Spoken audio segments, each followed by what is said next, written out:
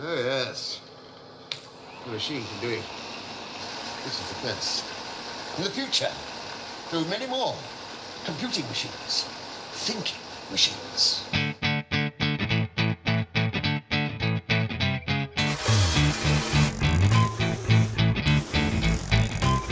In a shed down by the docks lives a very clever box, and its children will one day rule the world. Only one man knows the potential that it shows, how its DNA will spread throughout the globe. Each time we can't explain what it's for and what its aim, as it takes of algebra and sum. But built with his own hand, he can't really understand how important it will be in days to come. Vive the difference, engine, lurking in a Limehouse backstreet shed. All right, I've paused my resolution. It kind of messes up the user interface talk. Looks good. But what I want to talk about very quickly is the plot images property, which is if you're going to graph there are three plot images property, front, middle, and back. And what that does is it allows you to draw a picture using the 2D picture functions, and put it into your graph. The bottom is like behind everything, including the grid. Middle is behind your data, but in front of the grid. And front is in front of everything. And you can't see it very well, but all I've done here is I've got some markers with some text to identify things. And I'm actually, this is just a picture. It's drawn on it. What? I didn't know that. So another one is, if you look at this one, come on. Why are you stuck? Lovely. Good error handling. Okay, so there you go. So again, if you read this is actually some text which is actually going through and trying some measurements between the cursors. And so it's actually a picture. So whenever anything changes on the graph, there's actually a little side loop that listens to the events from the graph. And whenever it changes, it gets from the graph the pixel extent, it gets the scale extent, and then it can actually go through and draw a picture. It actually summarizes these statistics and draws a picture. Whenever you move the cursor, it redraws a picture. I might have to steal that. And again, this probably can't see this. This is actually drawing cross sections. So it's doing a cross section here and a cross section here, drawing it through, giving some statistics. So does that mean you can actually just you can drop a straight JPEG behind there or something like that?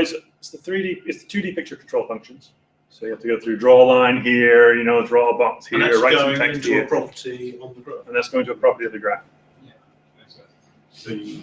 So the one caveat is drawing a picture and putting it on the graph is slow as far as updates. So you got to make sure that if you don't, there's some way of limiting how many updates you do. Yeah. So if particularly if you draw a cursor can fire like 20 events per second. And if you can only redraw, 10 times per second, then you've got to make sure you're only using the use a cursor settle, don't you? Use that. Yeah, there's various ways of doing it. Wall. Yeah. Do it like that. Keep Not this actually clear. just moving that you need to update it. Yeah, so there is the the cross section's here and a cross section there. Have you got it running for a certain length of time then it stopped? Yeah, I made a little helper loop that just sort of watches the graph, and it actually, you can configure it because it also listens in and adds menu options. So this is the 2D area of interest menu options. So you can change how long it stays alive. So for example, I can change the text size, super big.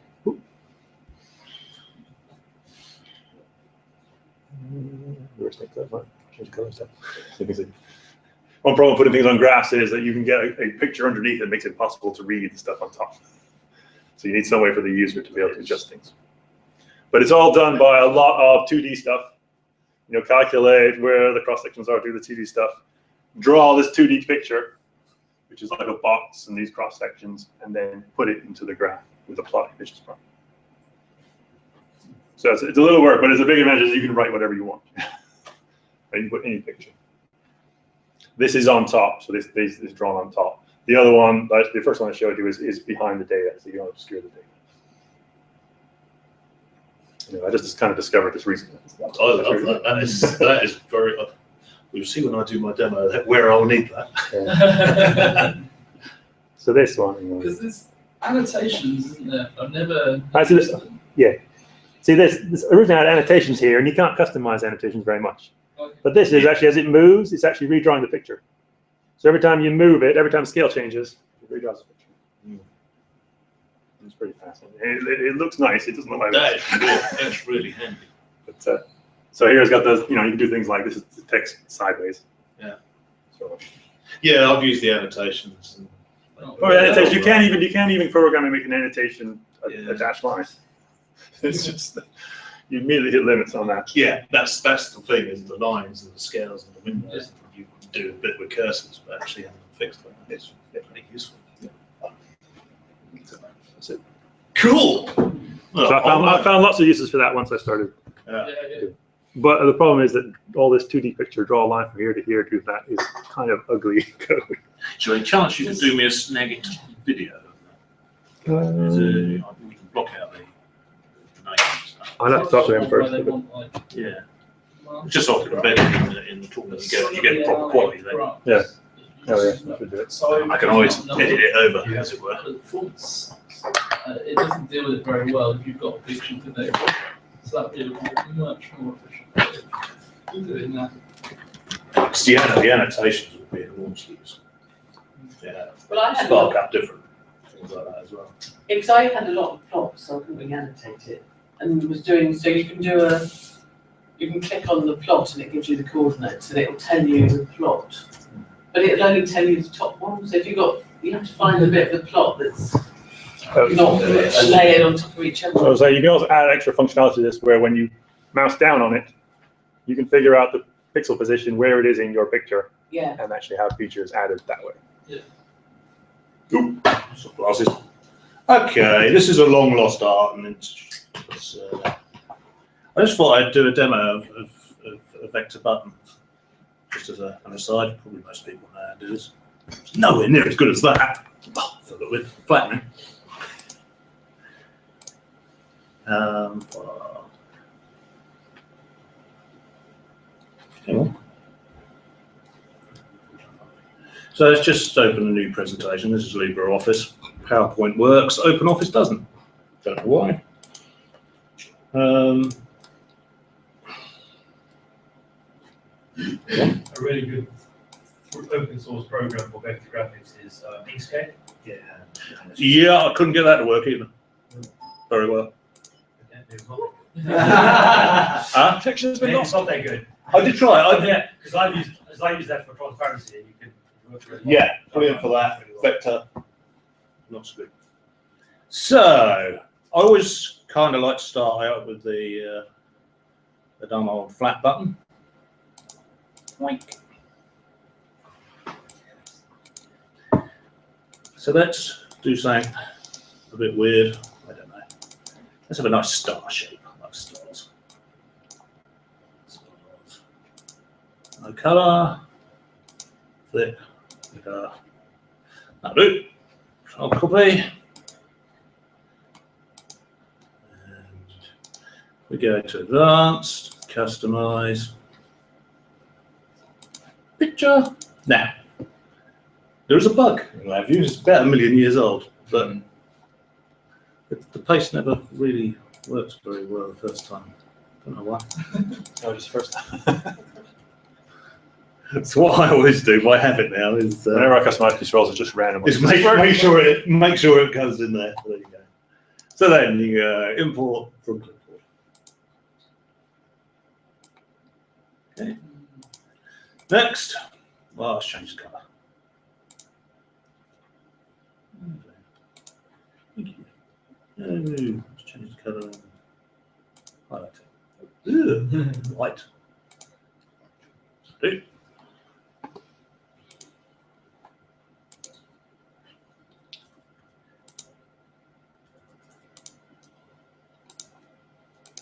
Again, make sure it comes in. Well, yeah, there. Ooh, button. What happens if you click in the middle? Does it realize that it's not? I think it takes up the whole. Yeah, so it's transparent as well, so that's cool. Being vector, it vectorizes. So you can resize it. Which is cool. There you go, vector buttons. It's very easy. But not every program does it. I've got some of my blog where I've done that with dials. Yeah, you can do it. You can do it with anyone. Anyone that you may need to resize it. The reason it must be a format thing, because I have a feeling LabVIEW for the vector stuff only takes like WMF or EMF files. Is it something weird like that? There is a list of programs I went through that works. Because Old PowerPoint used to work. I don't know about the new ones because I don't use it. LibreOffice works. OpenOffice doesn't work. It used to be the best one. I mean, the most useful use for this is if you've got somebody doing 3D stuff using, I don't know, some 3D graphics program. They can give you the images, and you give it in vector. You can resize it and shape it as you like. And you can make some really plot buttons. You know, sort of having interlock buttons that are the doors opening and closing and things like that. And we were doing that in sort of LabVIEW 5. You know, this is really old. We're just being a bit thick. Why are you calling it vector? Because the what you copy in. If you'd done that with a bitmap, Yeah, you would have had the. you wouldn't have been able to shrink it. Vector just means it's the draw from here to here. Yeah, it's a Windows meta file. Right. So PowerPoint is a vector-based program. So you know when you squish it down, So if you take it, Doesn't if you take a use it 640 by 480 pixel image, Yeah, JPEG, and you drag it massive, you lose. yeah. You still only got so many pixels. Okay, so it's what. Whereas a vector, Yeah. it can actually grow with. You can It make scales with it. Yeah. Yeah, it's because it's a recording of the drawing commands rather than. That's it. Exactly. One of the formats is SVG, scale to vector graphics. Yeah. because that's what Inkscape That's what does, Inkscape does, and that's yeah. probably why that doesn't work, because it probably Yeah. There's extended meta files and there's Windows meta files, and I don't know. I've not found what the common factor. You'd think OpenOffice and LibreOffice, because they've got a common code base, would work. Yeah. So they don't. So just finishing. Mm. Dinner.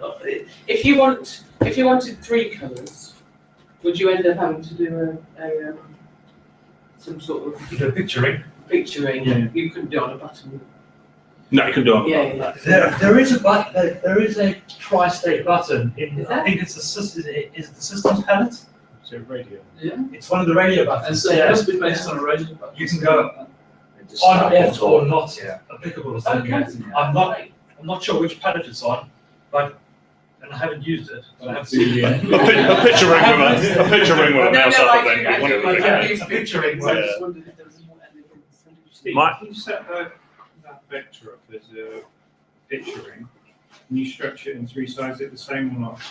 I tried it with picture ring. I think I have. Yeah, I have tried it with picture ring. Because then you could have lovely flashy lights. I think I use it as my circular. That was a vector based. I'll tell you what. We'll try it later. I'll get back to you on that one. My very first LabVIEW program when I was a postdoc was actually a chemistry apparatus, and so I had it all drawn in PowerPoint, and then I took that image and I put that on the block diagram, and I took little pieces out and I made customized controls, and then they placed it right over where they were on the diagram, and then you could like click on things and they would actually just turn them on and off. Yeah. Change. Do you remember Flash? The that used to be the actual program that you wrote, made Flash animations, but that used to do brilliant. Used to be able to do some really good stuff with that. Just because it was ever so easy. But I'm just trying it with a PNG file, and it's still stretching. PNG is not PNG vector is not. Yeah, but it still does the same behaviour as what you just Yeah, showed. yeah, that's why. You have to. If you don't Yeah. You lose the draggy, but I'm not sure you didn't lose the draggy there. That's just a resolution thing. You're not losing any data. No, but if you go on to the actual block diagram on the customized control. That's just set as a. That is on the Yeah. diagram, not Yeah. control. Yeah. So I'm not sure that was that actually pulling as a vector and not just as a picture. I think it was. Can you make the star a lot smaller and just blow it up? Sorry to be a pain in the. There you go. No, it's good. It's hard to know if you've done it right. You have to like test it like this. Let's have a look. And if you try and import things different ways, you end up losing the. I mean, the screen. It's getting there. I tried Yeah. it. Difficulty one point getting it more transparent. Yeah, you lose the transparency a lot in the cut and paste. You can't cut and paste. You got to like load from file. And, I suppose what I could do I is. think you put it sort of small one and then. Well, let's do a comparison.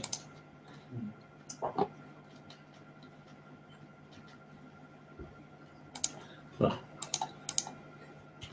let's do a bitmap and a.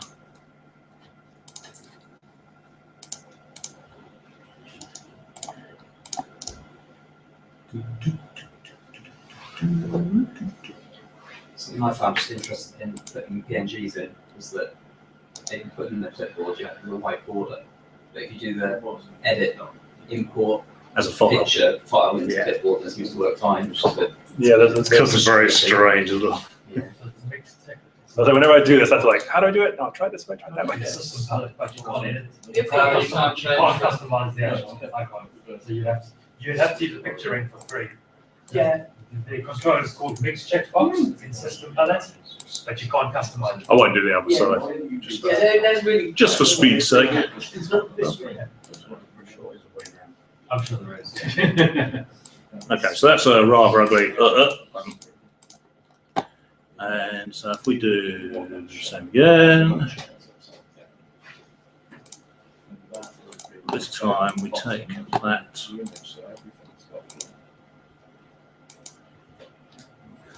I suppose to get the transparency, I can do that.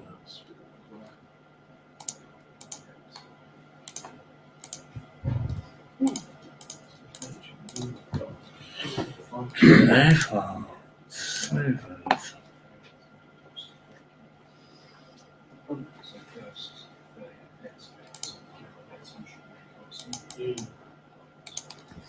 So,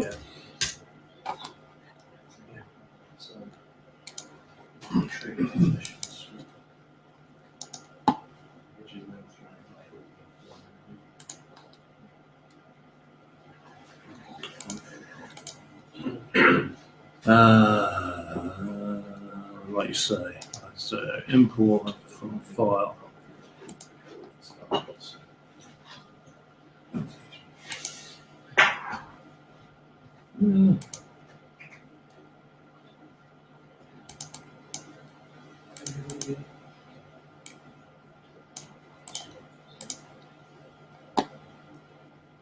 It's a good test, actually. That's nice. So that's a ping. That's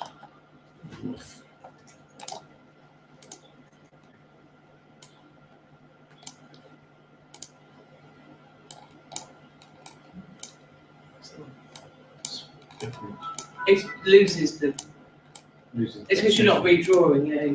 see the difference. It's subtle, but there is a difference. Yeah. If you use writing, especially, if you've got like lettering as your part, yeah, that makes it quick. If you blow the one on the right absolutely you'll lose the definition completely. So that will be doing. Oh yeah, actually going bigger is probably a better test. See it. Should have a little face. And also if you change the aspect ratio as well, it'll screw it up completely. Yeah. Yeah. Part of the problem is also the screen, this extra screen. Well, there is a design argument that kind of I bump into in this project, which is, do you want all your buttons to resize? It's yeah. I don't know. I find it neat sometimes. I mean, I use it for the. I think it allows you to be a bit lazy when you're designing buttons. Well, I'll show you. And so for me, it wouldn't be a runtime thing, it's an edit time thing. It's, if I change the layout, I don't have to go generate a whole load of new bitmaps for higher res. Yeah. Or... And I suppose if you've got a button that is a click on your screen, you want to click on the screen and you have a graphic, and you're going to go full screen, I still want to be able to click on the screen or something. So those kind of very decorative type things you could definitely use it for. The one I had most pain with is I had a style where it was using the modern palette, so a lot of shading on the button. Try to then customise on that and keep the shading. Can you do that in vectors? Shading, yes, you can, but it's Not very nice. no, well, it's as good as it comes across. I think as good as I end up having sort of lines with black and. yeah. The translate from LibreOffice to Lav is pretty good. And I've not done endless things with it. It's one of those things that's useful to have in your toolbox, but I redid all the silver buttons as vectors, just because it disturbed me that they weren't vectors. No. Yeah. You take a silver button and make the thing big. You get a great big button with a tiny little picture. Oh, the decal. Yeah, that's also yeah. Yes, the silver gauge that changed the outside to green when the set point was valid. Yeah, but They might not explicitly do it. Gauges are just a laugh. So what format do you have to use? I'm not sure. I'm sure it's one of those Emergency stop mushroom. Yeah, Yeah. So we got an emergency stop button, which is one of our standard controls, and it's essentially a mushroom movement, but that's all vector based. So of course, that's great because in design time, it could be a little user interface paper, you can squish it in. So having your own set of these type things, it's very good for that. Very quick test, right? So yeah, it's highly decorative stuff. You can really do well.